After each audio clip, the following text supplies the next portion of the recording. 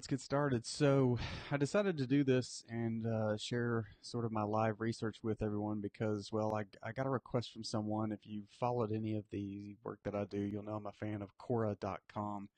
Think of it as kind of a Google, but with people, right? So people have the ability to come on and ask questions and get individual experts in different subject matter areas to kind of answer their questions and things like that. So just maybe last week I got the question about where are the best places online to find startup investors.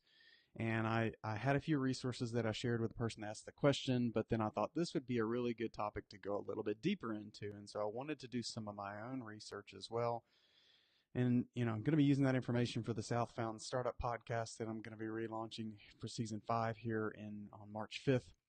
But I thought I'd just go ahead and share the information sort of live as I researched it because I wanted to prepare for that podcast episode. So that's what I'm doing today. I'm going to keep it really informal. I'll probably be here for about 30 minutes, just kind of working through a few things, talking through what I'm seeing and sharing just a few places that you can really go and you can see, how to find startup investors online if you're not meeting them in person. If you're looking to meet startup investors and or curious what they look for in a startup, be sure you head over to my website, jonathanmillspatrick.com/ebooks, and you can get any of the books there that I have. They're absolutely free to download, yours to read, check out, and see what you think. But today I want to talk about the best place to meet startup investors online and share with you 3 of those resources. So I'm just going to get rolling with it and show you what I'm thinking. I'm going to share my screen with you, and hopefully you'll be able to see it. You'll see me, hopefully, maybe not in the bottom right corner. Yeah, there I am. So probably one of the places that you're not thinking about when it comes to finding startup investors is actually one of the most common social media networks out there, which is actually LinkedIn. It's an absolutely fantastic place to meet startup investors. So let's take a look at it. So I'm on my own profile right now, and one of the easiest things to do is just to type in things like investors and just see what pops up. And so you got Scott Ewing. I know Scott. He's with it says he's with the Appalachian Investor Alliance. He's actually part of the Angel Capital Group, which is headquartered here in Knoxville, 12 chapters across the southern United States. Of course, you're going to find with this type of search, you're going to find companies like Mortgage Investors Group, because it has that in there. And so you're gonna have to dig a little bit deeper. But another thing you can do is just search for startup or startups, and you'll find. Look at that. So we're on LinkedIn, commonplace, and you've got Zach Williams, startup investor, popping up the second we type that in.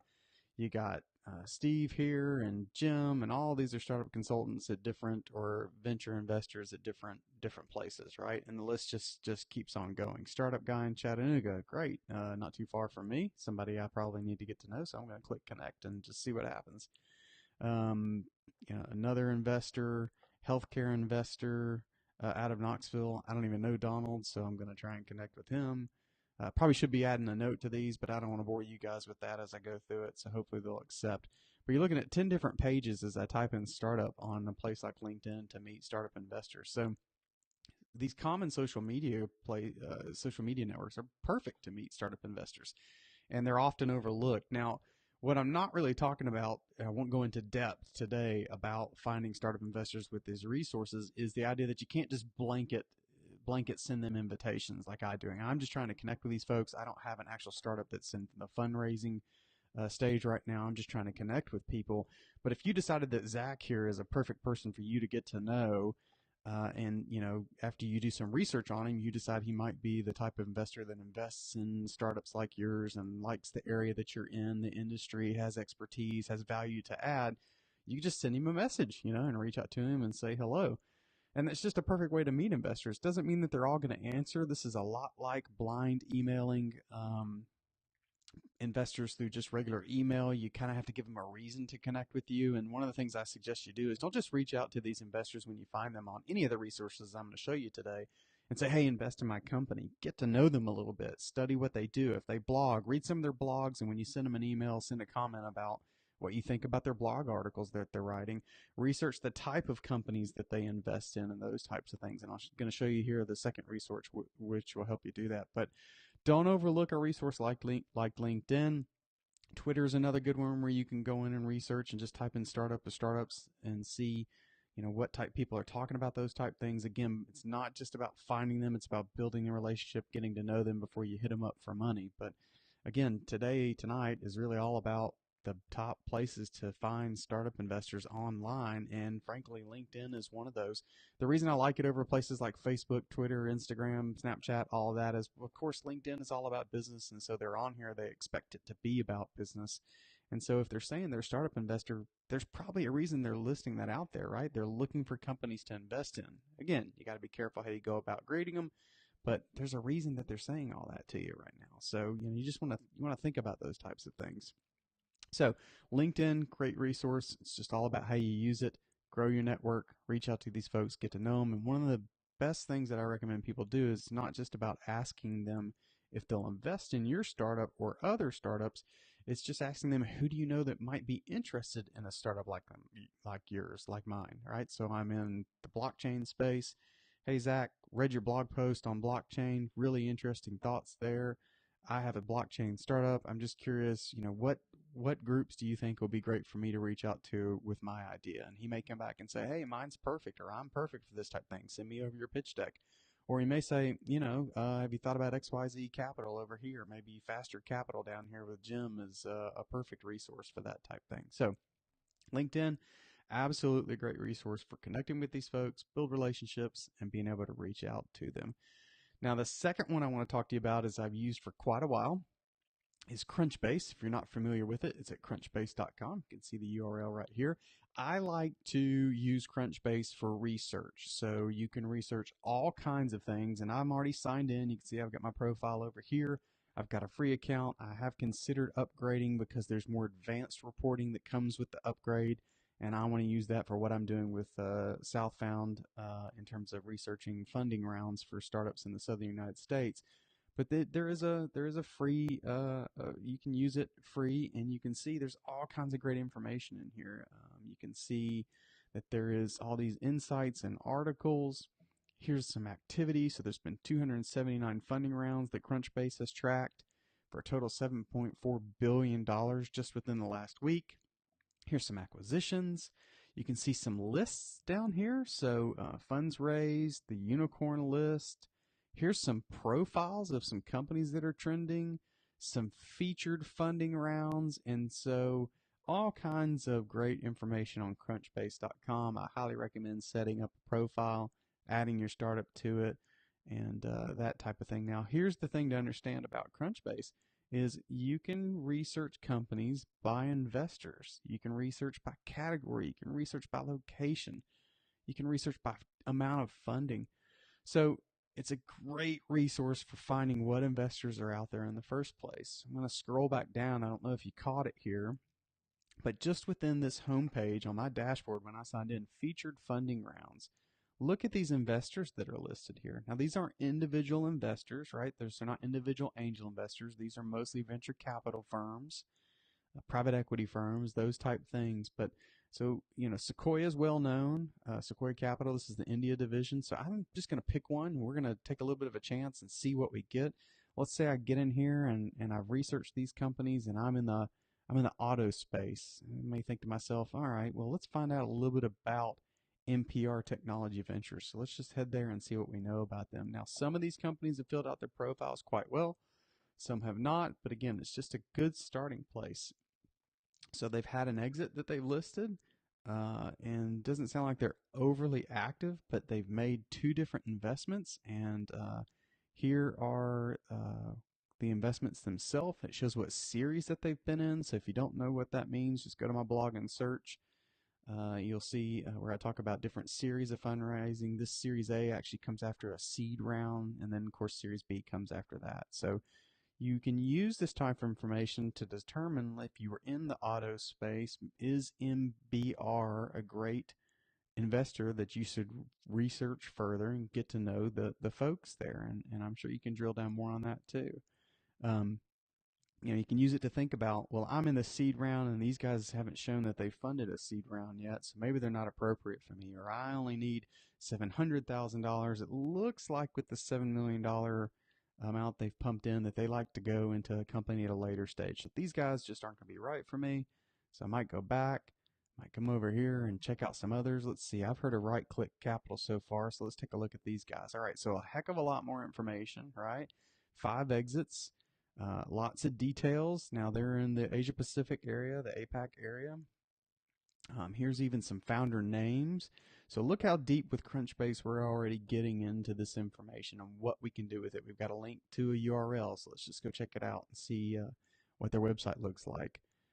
It's been a little bit slow today, so let's hope. So here we go. We've invested in companies like 90 Seconds, Black AI, so they like AI, other things. You can find out their team. Now, of course, I'm on their URL, but I used Crunchbase to figure that out and get to this point, right? Here they are. They've got LinkedIn. They've got their LinkedIn connection, those things. So here are some of the principles of the venture capital group, Right Click Capital. So I can use that to think about what type of companies they invest in. So let's go down here and see what they've done. All right, so look, now we're seeing lots of seed rounds, around $500,000 or north of it, right? We can see the types of companies that they've invested in. Why is this beneficial? I can click on this and go check out this company and see, is this company similar to what I do? They're in ed tech, right? Education tech. So am I in the ed tech space? If that's the case, does it make sense that that company could be a target for me? Now, again, this is out of APAC and Australia, so they typically only finance companies there, it looks like. So I could either rule them out or rule them in based on my location. So we've got all these different things, and we notice here that they're the lead investor too. Again, not going to go into, there's so much to this whole working with investor thing. I could talk for hours and bore you to death, but I'm not going to go into it. I'm just going to say that, this is important information that could go into whether or not they make sense for your company. So let's go check out a few of the other things about Crunchbase, what I really like about it. Look here, here's some acquisitions, right? So you probably aren't in that space just yet, but you can take a look at who acquires who, right? So this could help when you're building out your pitch deck and you're building an exit strategy. Maybe you're the type of company that's very similar to, say, World First. Maybe you're a fintech company, and so Ant Financial may make perfect sense for you. I believe this is the Alibaba Bank, basically, is what this is, but you can use this to research a lot of different ways. Now, let's go a little further with the whole investor thing instead of looking at all this information tonight. But, over on the left, pretty simple little guide here. Just click on investor and I can come here.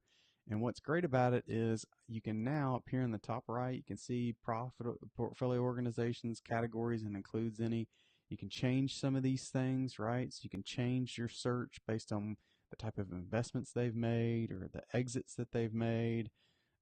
The number of investments. You could filter this quite a bit. Again, for the paid program, there's even more extensive filtering, which is one of the reasons I'm thinking about using it. But you can come and search by. So let's pick. Let's just have some fun with it. Let's pick companies with exits. No, let's do number of exits. So let's do companies that have had more than 5 exits.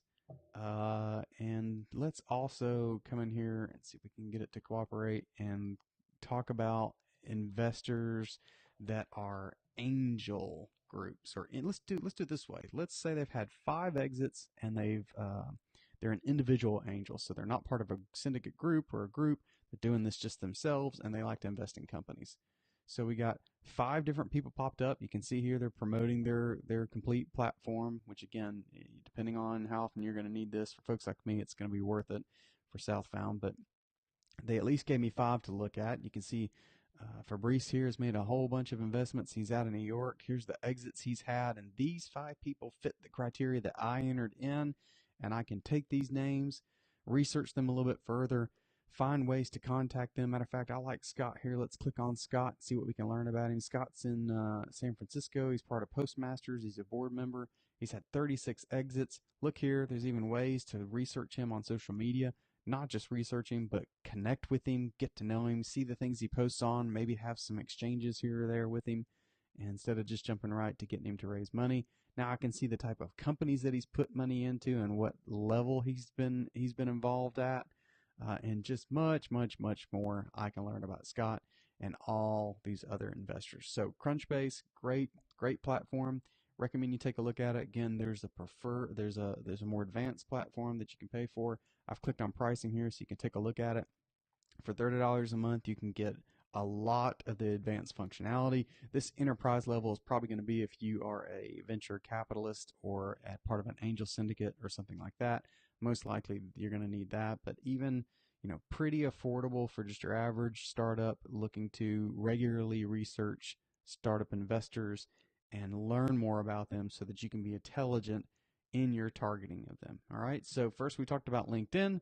Now we've got Crunchbase. Let's kind of set those aside. I'm going to move on from those, and let's talk about the third one. Now, I don't know much about Gust. I actually learned about it when I was deciding what I was going to say in that Quora answer that got all of this started in the first place. Again, if you're late joining me on Quora.com, it's a great place to ask questions of subject matter experts. I regularly get asked things about working with investors, how to meet investors, all those different things.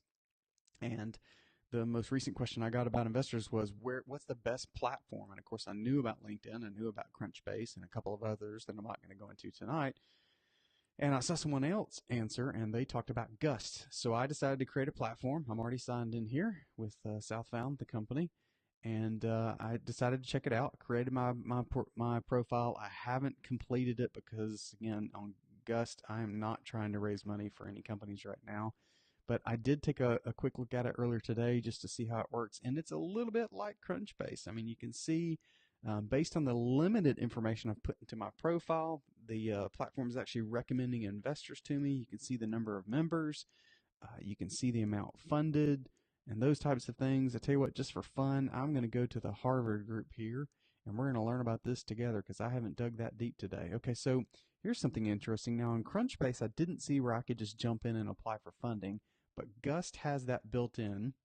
Here it is right here. You can apply for funding to the Harvard Business School, right? So instead of having to research them and hunt them down, you can just apply right away from Gust.com. Now take note, they've got an application fee of $50. So I will take a second to talk about that. Should you pay to apply to a company to get them to take a look at you as an investment? Maybe, and here's the reason I say maybe. Most the organizations out there won't charge you anything to apply, but some have started to charge money for startups to apply to them. And you may think, well, that's not really fair. Well, here's something to think about. Can you imagine the number of people that approach the Harvard Business School to try and get them to invest in their startup? It's a whole lot of people. Okay, I get regular requests myself. Some of the groups I'm associated with get regular requests. Handling deal flow can become pretty cumbersome. And so what I think some of these groups are doing with these application fees, even as low as $50, is just kind of throwing up a quick hurdle to make sure you don't waste their time. Because if I'm honest about it, a lot of the startups that reach out to me, they can kind of waste investors' time. I had one reach out to me earlier today, and before they'd even send me a pitch deck, they wanted me to sign an NDA. I refused to do that. Shouldn't be anything proprietary or top secret in their pitch deck that they can't share that with me. And so I think what some of these organizations and investor groups are doing is just charging a small application fee, kind of, excuse the term, but a little bit of an idiot tax, just to make sure they're not getting the people who are going to come in and waste their time. If you're going to pay a $50 application fee to apply to the Harvard Business School, make sure you do a good job with your application. Go all the way in, answer all the questions they require, make sure you've got a really good pitch deck ready.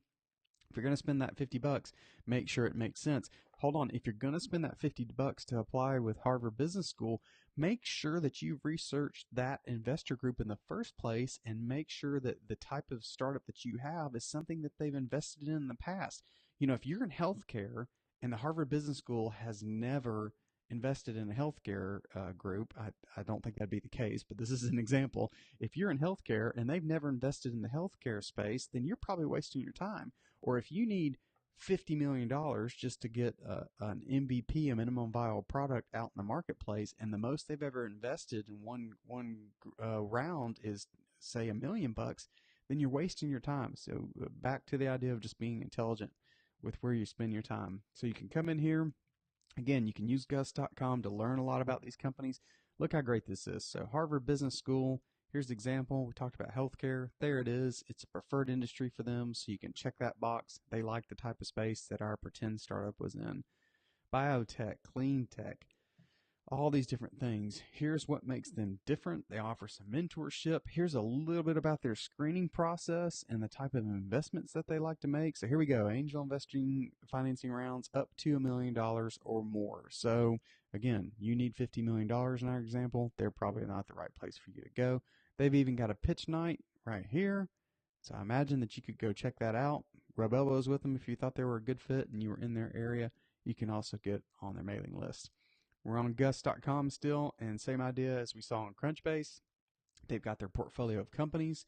You can research them, find out about what they offer. So something else to think about I haven't talked about tonight. If you're researching all these investors online and you're thinking about approaching them, if they've got one, two, multiple companies in your space already, the more they have, if they prefer your industry, the more they have, the less likely it is that they'll put money into your business, unless there's something really proprietary about what you do. So keep all that in mind. Looks like a really cool resource. I'm glad I created a profile. I'll be digging even more into this. But I think what's different about Gust versus Crunchbase, again, Crunchbase may offer it. I didn't see it, but I only use it for research. Gust gives you the ability to really go ahead and apply for funding with some of these in the first place. Let's see if the New York Angels is just like Harvard Business. And yep, look at there. You can apply for funding right from their this platform. So let's see what that does, by the way. Let's take a look at that for just a second. All right, so it's going to walk you through the instructions, and you can include a short video pitch. I imagine as you go next, you'll create a company profile. There we go. So information you're going to use, upload a pitch deck, a business plan. Don't really need a business plan for a lot of these startups. I talk about that on the blog too. Financial projections, that's really important to make sure that what you're going to be offering makes sense for these folks. So you can fill out these type of things and go ahead and apply for your funding right from Gust. So a neat little feature. Now, I don't see Gust having as in-depth research capabilities as Crunchbase. The more I'm looking at this with you, I don't see it to go quite as in-depth. So it seems to me that Gust is probably going to work better for you if you are really going to connect with these investors and want to apply for capital right away. If you want to research them and go as deep as you can and get long lists of startup investors that you can work for, I would recommend you take a look at Crunchbase. So hope that information helps you. 3 resources that you can use online to find startup investors. Again, LinkedIn, just do a search. You can use crunchbase.com or gust.com. And I've also got some resources for you over at my personal blog, jonathanmillspatrick.com/ebooks, free downloads, 2 in particular, one on how to meet investors and the second one on what investors look for in a startup. And then finally, before I let you go and get on with my Monday night, if you are an entrepreneur or startup, I don't care what industry you're in, if it's just going to be a lifestyle business or if you want to be the next Facebook and Alibaba, I've got a private, online, and free community that you can sign up for where you can connect with like-minded professionals to share best practices and just get to know one another across the southern United States. If that's something that interests you, please check it out, southernstartups.com/Slack. Thanks a lot for joining me tonight, and I hope you have a great week. Take care.